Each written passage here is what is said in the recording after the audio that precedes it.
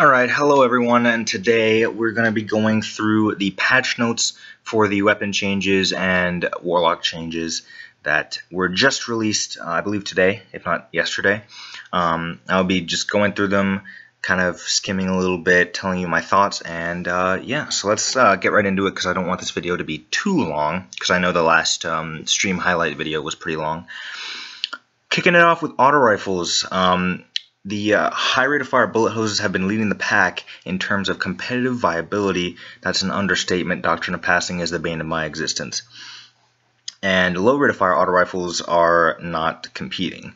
So their goals are to optimize the auto rifle at close to medium range. And all auto rifles should be a viable competitive choice. High rate of fire auto rifles are viable but not the best in the class.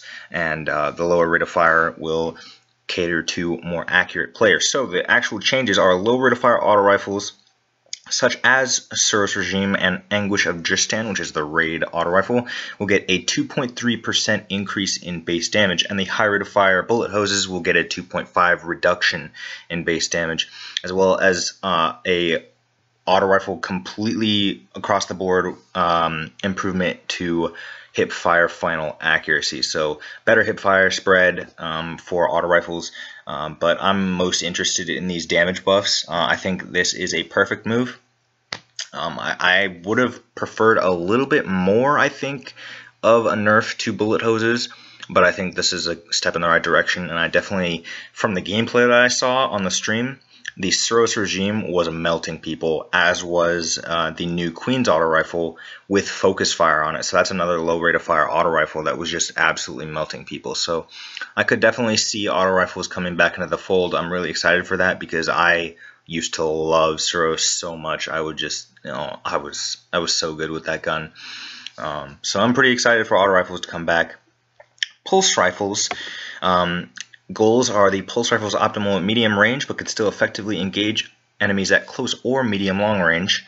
And legendary low rate of fire pulse rifles are a viable competitive choice. So the super low rate of fire pulse rifles like Messenger and Spare Change, they were just not. They were over-nerfed, quite frankly. And in my opinion, as was Red Death and Near Winds and those types of pulse rifles as well. But they are not addressing those pulse rifles. They're only addressing the lowest rate of fire, which is the Messenger, all that kind of stuff. And they get a 3% increase from previous base damage. So I think that's good. We're definitely going to see the return of some of these 2-burst headshot pulse rifles. The Messenger could definitely come back into normal PvP. And I could see the Lyudma, which is a gunsmith Hake 4-round burst low rate of fire pulse rifle. I have one of those. I could definitely see that being a popular choice. So I'm excited for those to come back. Actually, I really enjoy those, even though they were ridiculous when they first came out. But yeah, I'm excited.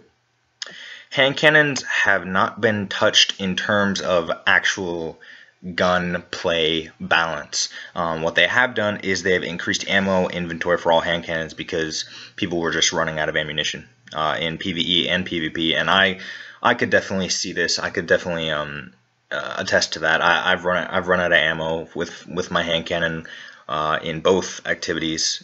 Whether it's a raid or 6v6, I've run out of hand cannon ammo multiple times. So it's good that they're giving more ammo. Fusion rifles, this is where it gets a little bit worrisome, but I will explain that later. Let's just skip to the changes. Fusion rifles are more stable across the board. Maximum stability for a fusion rifle has not changed much, but the baseline minimum stability is much stronger. 40% recoil reduction, and it is ramped up from there with the stability. And they've also fixed a bug where some outlying fusion rifle scopes had unintended increased zoom. And that was removed in year 2. So they fixed that bug. But 40% recoil reduction, like, I'm in complete agreement they over-nerfed the fusion rifles in the last patch. The recoil was unmanageable even on the highest stability fusion rifles, and I did agree that they needed a stability buff, but 40%? I don't know. I saw the gameplay in the stream. Lots of people were using fusion rifles in that demonstration, and they looked pretty good. They look pretty powerful, so we'll have to see how that shakes out. I really hated fusion rifles in the past, because you could just pull them out in 6v6 and melt people from ranges that would compete with sniper rifles in one fusion rifle burst. It was just, I don't know. We'll see. But I think the special ammo changes will definitely make special weapons more valuable, and I think fusion rifles may not be as annoying. We'll see though. Sniper rifles changes: increase base zoom distance on the lowest range sniper scopes. So ambush, short gaze, and long view are all getting their range pushed out. They're all getting their zoom a little bit closer, which I don't mind too much. Increase base zoom distance on sniper rifles that do not have optics, so those are pretty much mostly exotics, but here after Black Spindle, Patience in Time, and Steel Piercer will be zoomed in a little bit more. Added 2 frames to the zoom time of base sniper handling, so it'll take just a tiny bit longer to aim in your scope. Reduce snapshot perk to 20% benefit to down from 30%, so snapshot will not help you aim in as fast. So you can't like just quick scope as fast as you could before. Reduce stability across all sniper rifle stats so that reacquiring a target after firing requires more care. I personally agree with this. I think a rate of fire nerf would have been more direct and more efficient in this, but I think a stability nerf could definitely do the same thing. If they even if they nerf the stability to like on the level that they did with fusion rifles in the last patch, where stability was just like ridiculous, it's a sniper rifle. I wouldn't mind that because it eliminates the double body shotting problem that I and a lot of other people hate, especially on the higher rate of fire sniper rifles. And addressed a bug to where Zen Moment was not providing perk benefit to sniper rifles. Zen Moment was removed from uncommon and rare sniper grids, and legendary Hake sniper rifles trade Zen Moment for performance bonus, and legendary Amalon sniper rifles trade Zen Moment for battle runner. So those are just some other changes. And the ammo economy has also been changed. I'll just read through them real quick here. Swapping special weapons in PvP now completely removes special ammo until more is found on the map. So if you switch weapons, no matter if you're dead or in like a mid screen, like between rounds and trials, if you switch weapons, no more special ammo until you get a box of it. Reduce total ammo inventory for all sniper rifles by roughly 5 to 7 rounds. Reduce the total ammo inventory for all shotguns by roughly 5 to 7 rounds. Increase special ammo drop rate in all PvE activities. Reduce the fraction of ammo granted by purple bricks in PvP. This change affects all machine guns and only a handful of rocket launchers, including Truth. And reduced bonus ammo inventory granted by machine gun ammo armor perk. So all these are good changes. I feel like the sniper change was not as warranted as the shotgun change. I felt like the shotgun change, if they're going to nerf sniper ammo inventory by 5 to 7 rounds, depending on the magazine and inventory stats of the sniper, they should have nerfed their shotgun rounds by 7 to 9 rounds, because I personally always find myself having more shotgun ammo than sniper ammo.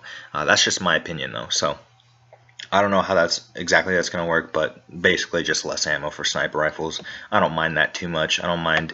I love the less truth rocket ammo and less machine gun ammo, and that's pretty good. So revives. This is getting a little bit away from the guns here. Changes: reduce interactive radius of resurrection prompt by half a meter. So you have to get closer to revive, as you saw in the stream highlights video that I posted yesterday, or not yesterday, but I think, well, yeah, this will go up tomorrow, so it'll be yesterday for you guys. And anyway, increase base time to resurrect by 1/4 of a second, so it'll take longer to revive as well. Reprioritize overshield so that it takes precision damage modifiers, which allows more sniper archetypes to get res kills. Only a few PvE combatants deal precision damage, so aside from a few exceptions, this only affects the PvP mechanic. So overshields are now less powerful from resurrections. So the prediction is that any sniper that is of the patience and time style impact and rate of fire will now be able to rest snipe. People will be using patience and time in trials. People will be using the raid sniper in trials. This just opens up the ability to rest snipe to a lot more sniper rifles. I'm not sure how many sniper rifles. It could even be Praetor's Revenge style sniper rifles that could rest snipe, although that would be a little bit nuts. But we at least know that rest snipe is getting opened up to at least one more archetype of sniper rifle. Adjust resurrection invincibility frames so that the moment the player can move and take damage are more consistent in most networking conditions. So that'll help a lot. You know, people can actually efficiently kill people who are rezzing on laggy connections. Maybe that'll help a lot in trials. Reduce resurrection time bonus on exotic armor. So the fast res chest pieces are also and helmets are also getting nerfed, so they're not going to be able to revive as quickly. And that also makes it so you can't just sprint through your teammate's body and revive him on the fly. Weapon perks. Eye of the Storm.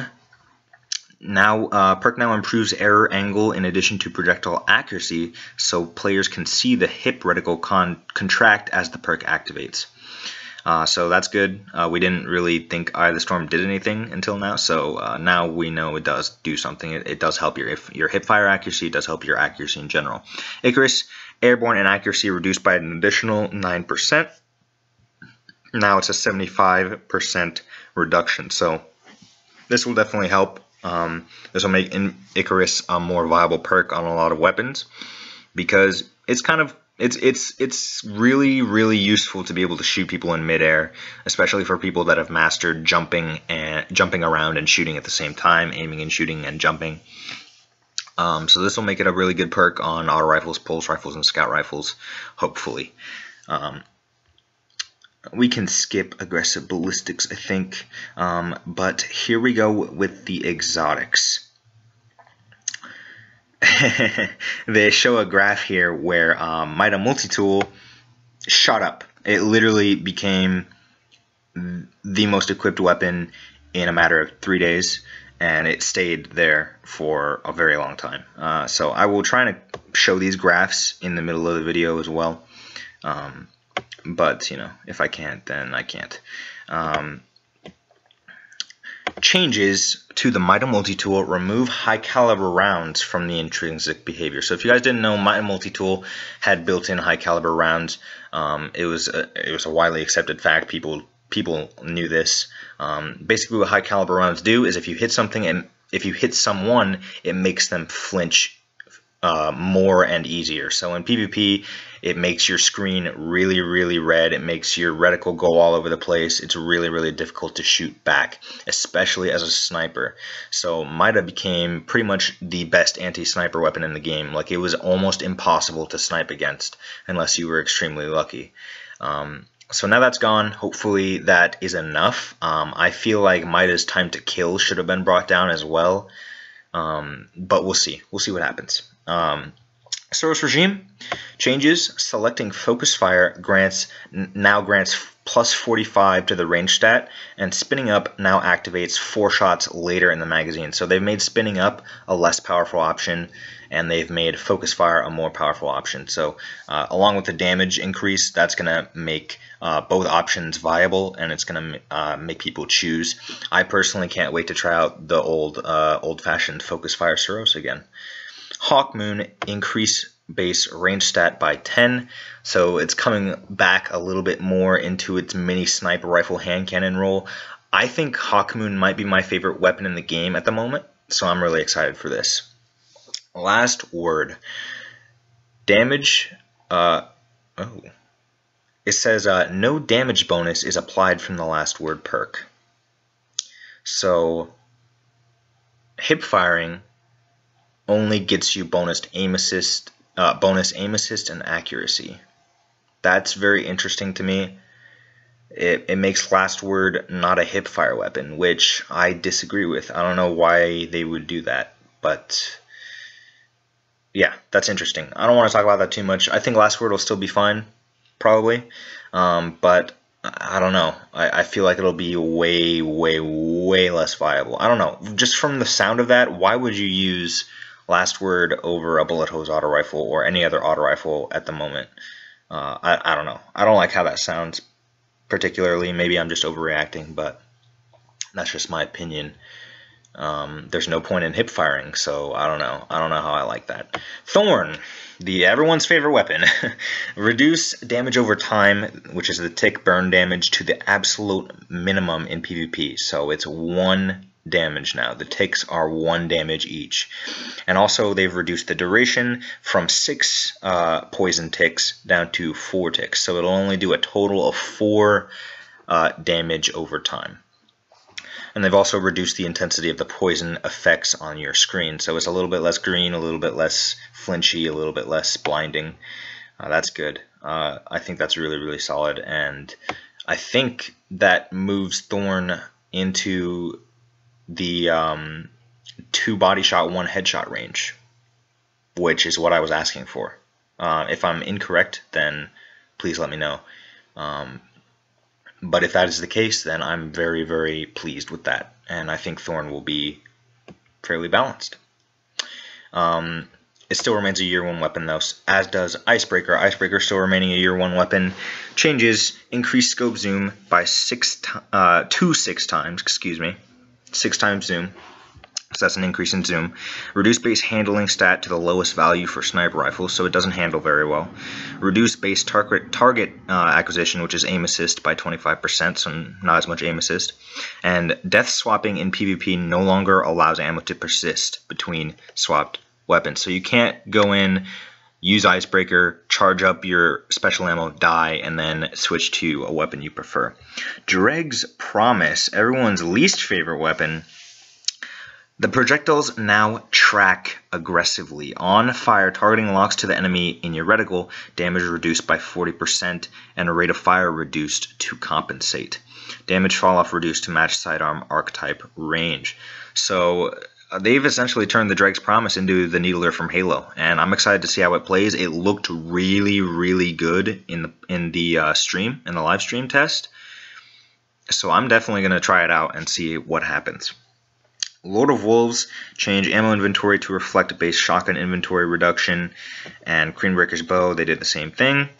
Telesto, fixed bug that caused Telesto projectiles to despawn when impacting friendly players and bubble shields.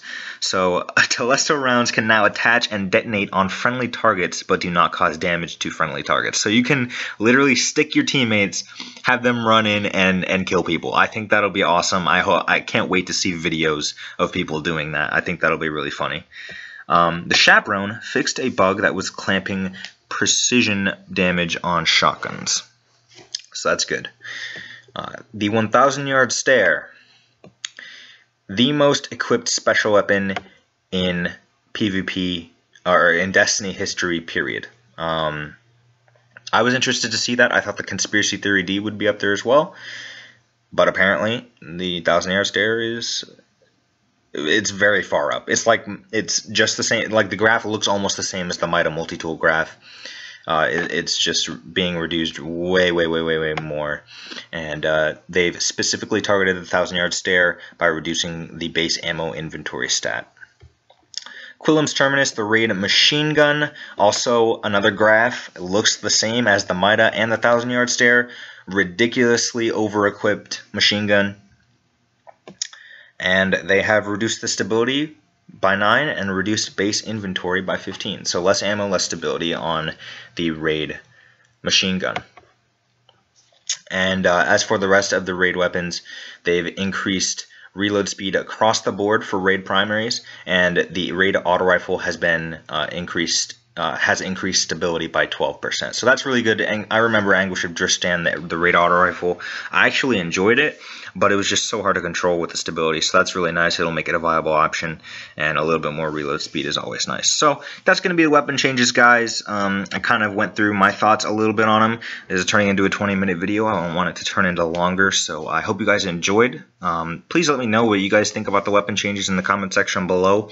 I personally, having seen the stream where they tested these out, Auto rifles look like they're going to be solid. Bullet hoses are not getting over nerfed by any means. I still think they're going to be very, very, very competitive. But I think the lower rate of fire ones will be good as well.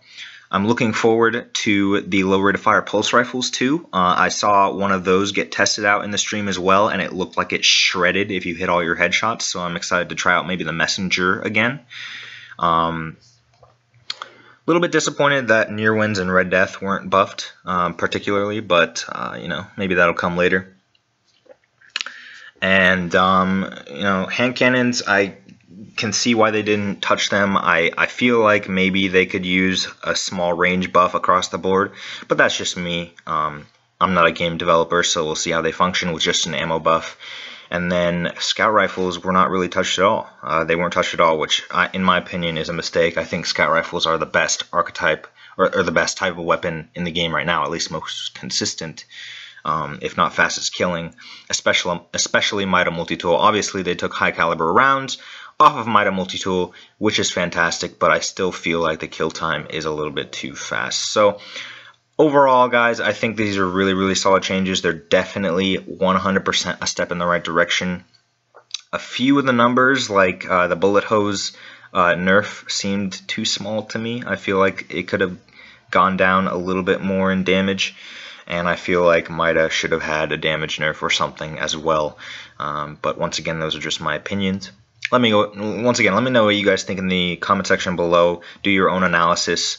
I'm excited for more snipers to be able to snipe off res and through overshields now with the new patch. So we're going to be seeing a lot more raid snipers, I think, which can be good or bad, and which is why I feel, you know, that a rate of fire nerf would have been good, but the stability nerf should also deter the double body shotting that we tend to see with spam sniper rifles.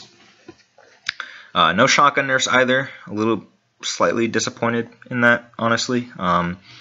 Some people might agree with me, but I feel like the shotguns need a very, just a tiny range nerf. That's just my opinion once again. But yeah, let's not drag out this video any longer than it needs to be. Thank you guys so much for watching. Hope you guys are super excited for the April update like I am, and I will see you guys in the Crucible.